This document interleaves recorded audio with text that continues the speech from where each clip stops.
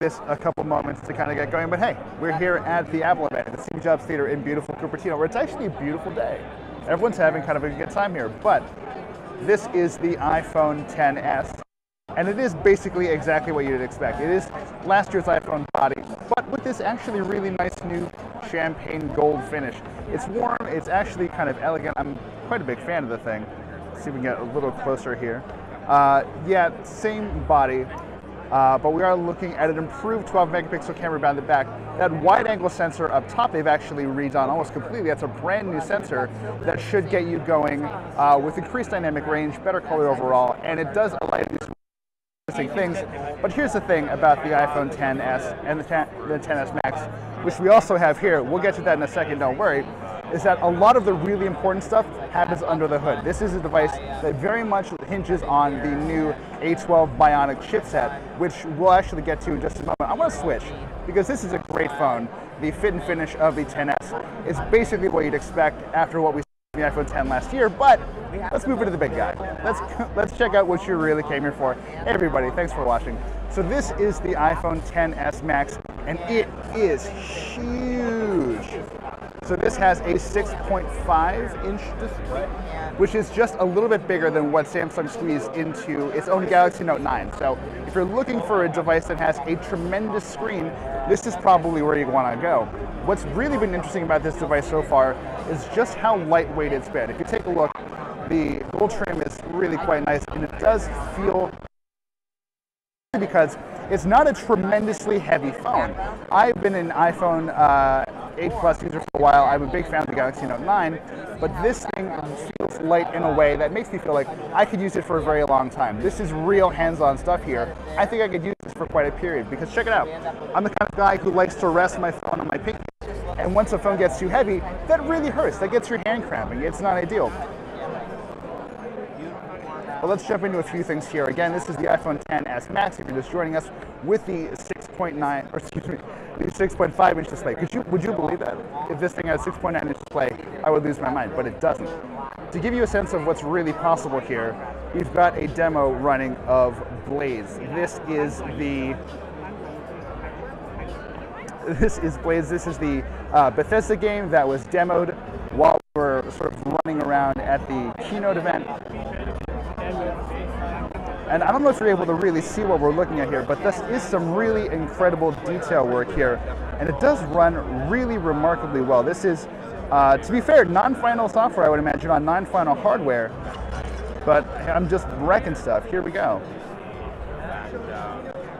Obviously, I'd be doing a better job of this if I wasn't pointing a camera at it, but we are full power of the A12 Bionic chipset. No word on RAM. Apple doesn't like to talk about how much RAM is available in these things, but it is, again, a huge device. I've got fairly big hands, and this, while very light, sort of stretches the limit. I don't know that I would be able to use this for too long, especially because, check this out, with this 6.5-inch display, you've got to reach a long way. It requires you to shimmy up and down the phone. That's great for some people, especially if you're like my PR friend here who has massive hands, but I don't. I don't think a lot of you do either. The phone will go on sale. It'll officially, I believe, start hitting store shelves on the 21st. But again, quick tour around the body. What's really interesting about this device is if you're an international traveler, if you live abroad, this is going to do quite well for you because it does have dual SIM support, but in an interesting way. So this is an American SIM. We're at an American event.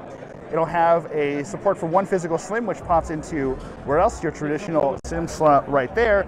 But then you'll also get an eSIM in there, so you can have multiple phone numbers with multiple data plans running at the same time, which is really quite nice. If you're in China, though, things are a little bit different. Since China doesn't have support for eSIM yet, you're basically going to get an iPhone only there with 2 physical SIM card slots. This is, by the way, the iPhone XS Max. Let's do a quick side-by-side here. So here's the size differential we're looking at. This is the iPhone XS, this is the iPhone XS Max. Putting them next to each other, it's pretty much the same differential you'd expect between something like the iPhone 8 and 8 Plus. It's there, it's definitely noticeable. If you have bigger hands, this is obviously the way to go. This is what I'm working with. And for something like this device, again, as I've said, it does feel a little large. That's because as we go around this 6.5-inch screen, there is basically no bezel.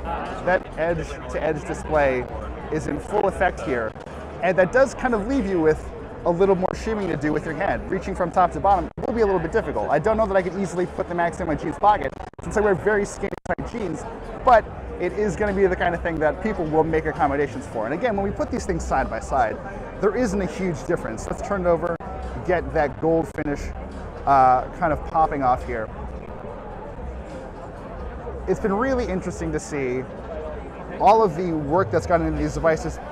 If only the really important stuff is, again, under the hood. This is the bigger iPhone 10, but all of the stuff that really makes it special is kind of under the hood. You've got the A12 Bionic chipset. Apple does not like to talk about RAM, but we're hearing there's about 4 gigabytes of RAM in here. We haven't really gotten a chance to play with the camera, which benefit from an improved 12 megapixel sensor in the wide angle. So that's the top of the two, the dual camera system is your wide angle. Below that is the telephoto.